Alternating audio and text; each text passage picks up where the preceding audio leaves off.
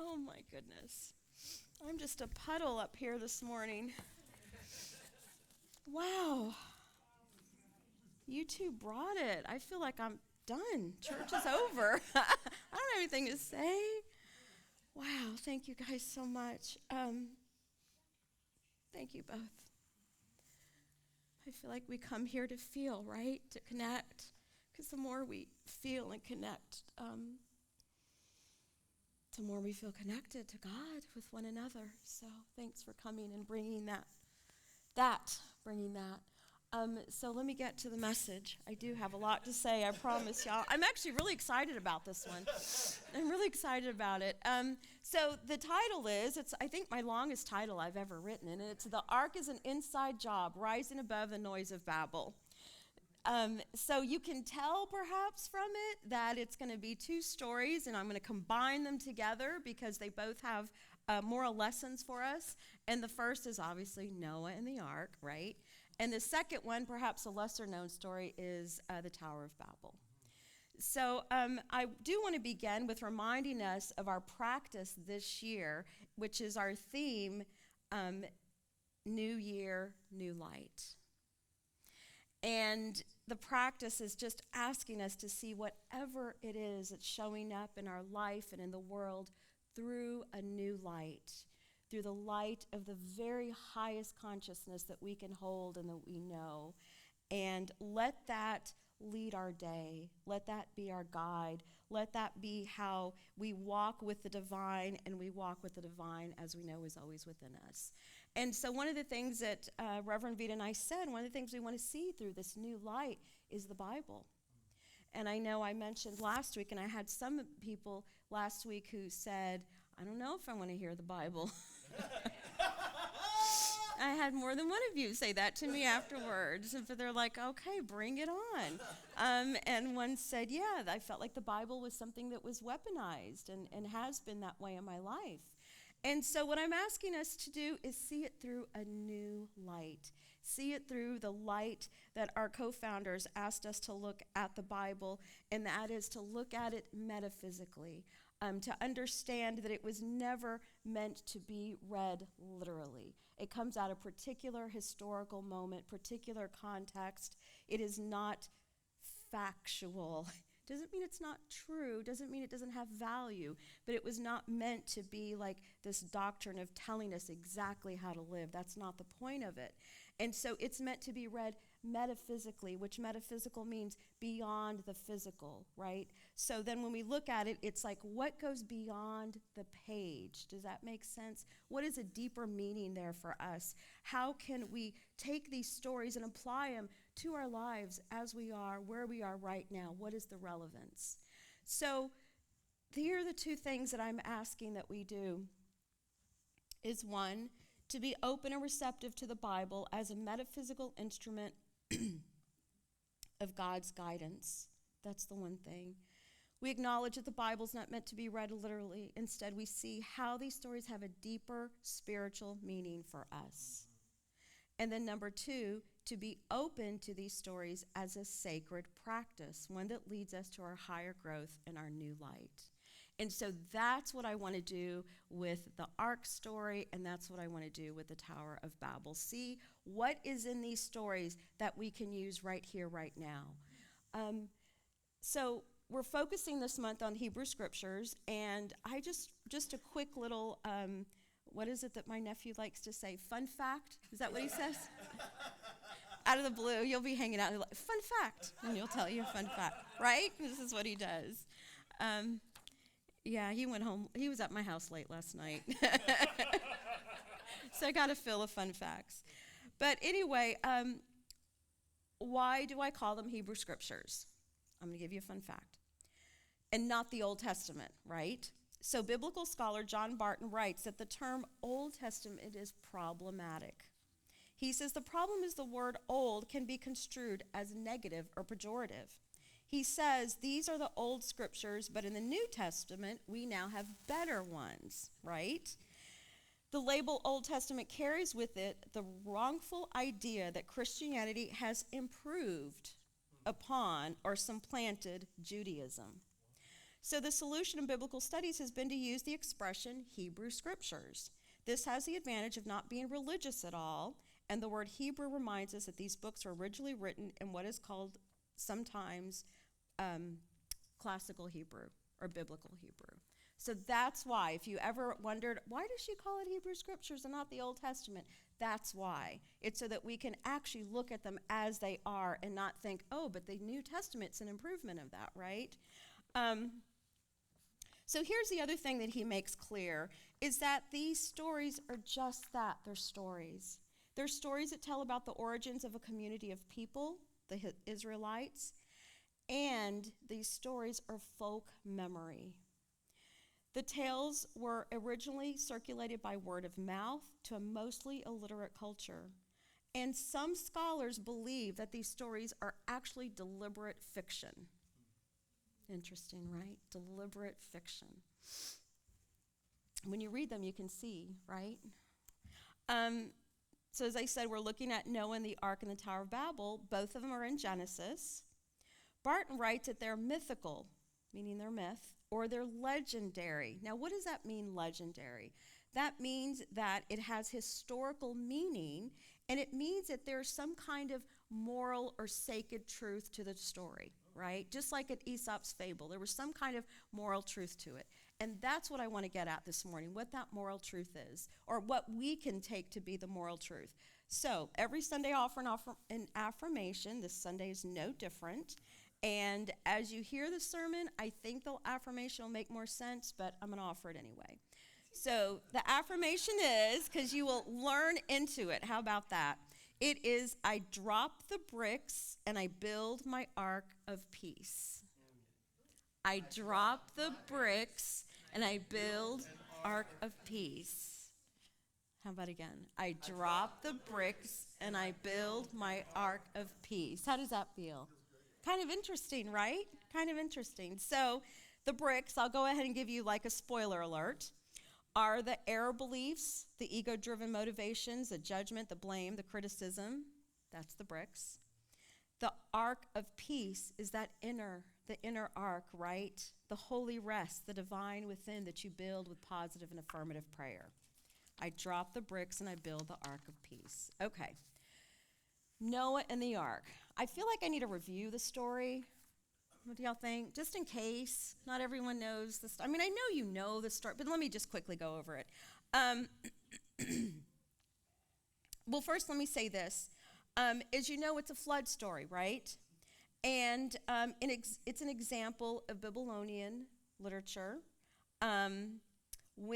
Here's the story in these things, is God's regret making humanity. That's what it's about. Because here's the problem with humans. One, they multiply too quickly. And number two, they're too noisy. So the gods are upset. So they create a flood. Now there's two flood stories that this is probably inspired by. One is, I'm sure y'all know this already, the Epic of Gilgamesh. Who knew that? Yeah. And the other one is Atrahasis. I looked it up, but I can't remember. There's another one. Just know that. Anyway, I know. So it's not a historical account. It's a mythical account. It has a moral. So here's the story. God is angry with the humans, again, because they multiply too quickly and they're too noisy. And so he sees Noah and he says, Noah's the righteous man, right? And he tells him that I'm going to wipe out the world with a flood. And he tells Noah to build an ark. Y'all remember that part, right? Noah builds the ark. He puts his sons there. He's got 3 sons. He's got their wives, 2 of every animal. The rain continues. How many days? 40 days, 40 nights. Eventually, the ark rests on a mountain peak, and Noah sends out a raven because he wants to say, oh, has the water subsided? The raven comes back. No, the water hasn't subsided. He sends out a dove. Dove comes back. No. Sends a dove again 7 days later, and guess what the dove brings back? Olive branch, right. So then God speaks to Noah, tells him he can leave the ark. He says to him, this world is for you and your children to govern. Noah builds an altar to God and makes a sacrifice, right? So he and God are all good. And And then what happens? A rainbow appears. Y'all remember that, right? Remember the rainbow we had on Christmas Eve, y'all? Terry took a picture, and I want to frame it. Don't let me forget that. I've been meaning to tell you, Terry. Sorry. Anyway, I remember just now. Sorry. So as he speaks, the rainbow appears. And so what does God promise Noah? No more floods. And we will remind of that during hurricane season. So, right? We really will, right? So the rainbow is a sign of the Noahic covenant. This is a second covenant in the Bible. And keep in mind, a covenant's a promise between God and a human. So God's promises that there will never be another flood to destroy humanity. And Noah's promising, again, to govern, right? So that's what the covenant is. Okay, now this is the fun part. Let's look at metaphysically. Let's look at the characters and the objects of the story, beginning with Noah. His name is of Hebrew origin, and it means rest. Taking that meaning into consideration, we can see him representing that aspect of our consciousness that is at rest in God. Noah is a part of you that remains obedient to divine law when the rest of your thoughts are in chaos. That's beautiful. Noah. The ark represents the inner sanctuary of spirit. It's the inner divinity. We build our ark with affirmations, prayer, meditation. These practices keep us centered and shield us from outer activity, right? That's the ark. The flood, it wasn't meant as a punishment, or we don't have to see it as that. We can see it as the wash of air, washing away error beliefs, the baptism of spirit. When we live too long in the sense mind, focusing too much on this material reality or this world, a reaction occurs that sweeps away these old patterns. We can see this flood as a necessary cleansing, making room for new growth. That's the idea of the flood.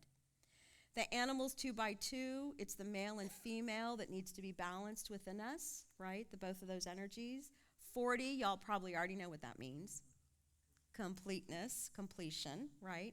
The dove, Holy Spirit, intuition. The returns with the olive branch, the peace when your consciousness has a firm footing in truth, truth with a capital T.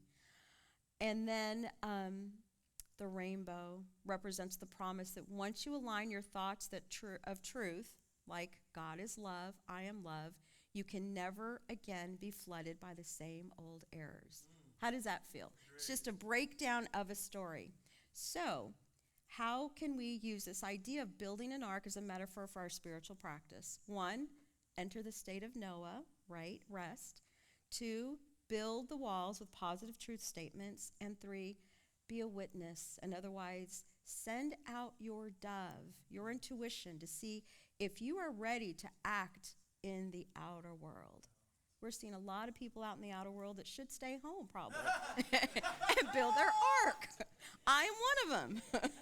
So that, again, the flood is not meant as punishment from an angry God, but a natural cleansing of the mind that has become too focused on the material world, on the outer world. By creating your spiritual center, you are aligning with your good, and thereby you will bring that good into the outer world. How does that feel? That's Noah in the ark. That's a whole different way. Who grew up reading it that way? Anybody? Okay. That's the metaphysical meaning. Now we're going to move on to Tower of Babel, or Drop the Bricks. Does everyone know this story? It's not as well known as the Noah story. I mean, the Noah story, you get all, when you go to baby stores, yeah, you get all those cute stuff, and then people name their kid Noah, and they have the stuff in the baby rooms. There isn't anything like that of Tower of Babel. So, nothing like it. So, Tower of Babel is in Genesis 11. It's the final episode of the J primeval history. Remember I was talking about the J documents? This is the last one of that. Fun fact. In the story, Tower of Babel is Noah's descendants. So it's his descendants, like hundreds of years later, are at the Tower of Babel, or build the Tower of Babel in Babylon. It's centuries later, and it's a great number of people, and this is a crucial part you need to know. They all speak the same language. Okay, that means something.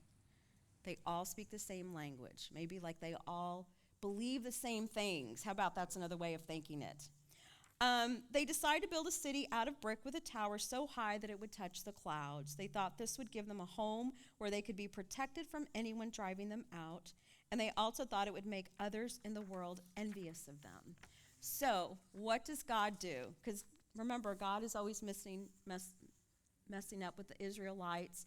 And keep in mind, the other thing that the Bible is, it is their consciousness. It reveals their God consciousness. It reveals who God is to them and how they believe God is. Does that make sense? So at the time, this is who they thought God was, right? God was going to come into the world and mess with them.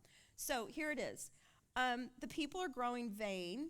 God is very unhappy with how the city has taken shape. Because what he says is, well, if they're doing this, soon there will be no limit to what they want. And he says, I will confuse their speech and change the very words in their mouths so that no one will understand what is said. Soon they discovered that they were not speaking the same language. This caused confusion. The building of the city, which was now called Babel because of the Babel voices within it, came to a stop. The people left the plain and were scattered all over the world. Right? There's a moral to this story. So let's look at it metaphysically, because each element corresponds to an aspect of our inner life. The tower is an attempt to rise in consciousness or attain spiritual power. However, it represents an effort to reach the divine through outer, material, or purely intellectual means. That's the tower. It's that piece of vanity, right? The bricks, being man-made, symbolize human-made doctrines, rigid intellectual concepts, and dead thoughts that lack the life of the breath of spirit. Bricks, right? Which is why I said drop the bricks, right? The mortar represents the binding force of human emotions and personal ego desires. Using mortar suggests trying to hold your life together using temporary earthly attachments rather than the cement of divine love. And then on language, initially this represents a state of subjective unity, the potential for direct communication with God. However, when this unity is turned towards selfish, ego-driven goals, there is no longer spiritual alignment. Because it doesn't allow for anything else, right? This is what the point. And then divine intervention. God confusing the language and scattering the peoples is not seen as a punishment, but rather it's seen as that divine impulse that's moving us toward a greater growth. The scattering of the people, because remember at the end they scatter, can be interpreted as the breaking up of ego monopolies. By scattering the thoughts, they become less potent and make room for divine law. Isn't that amazing? So, why does it matter? Now I'm going to mush them up together. Both of these stories and come up with something that is helping me and hopefully will do the same for you. I get exhausted when I try to build peace out of bricks, labels, logic, and my own I am right manifestos. It doesn't work out best for me, at least not in the long run. When I am stuck in my ego, I am stuck in error beliefs about myself and my neighbor, false beliefs that tell me I'm separate from God or separate from my neighbor. This way of being does not serve my highest good. It only creates floods of division, like the kinds of division we've been witnessing right now in our own country.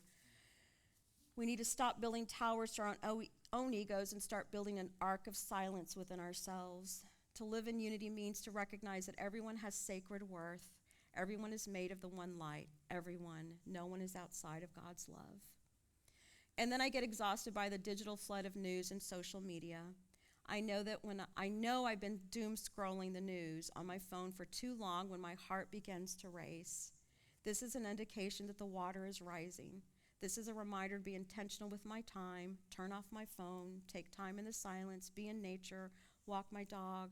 I consistently remind myself that it's not ignoring the world. It isn't turning off my compassionate self who wants to make a difference in the world. It is preserving my peace so that I can return to the world and be the love and the peace that this world needs.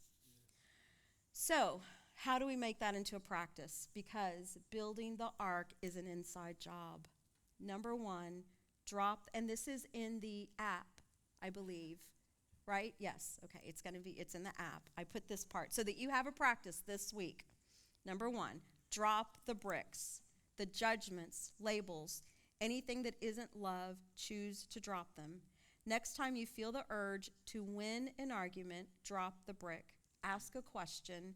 Choose to be a witness for yourself, for your neighbor. Number 2, check the dove. Noah sent out a dove to check the conditions. Throughout your day, check on your inner dove.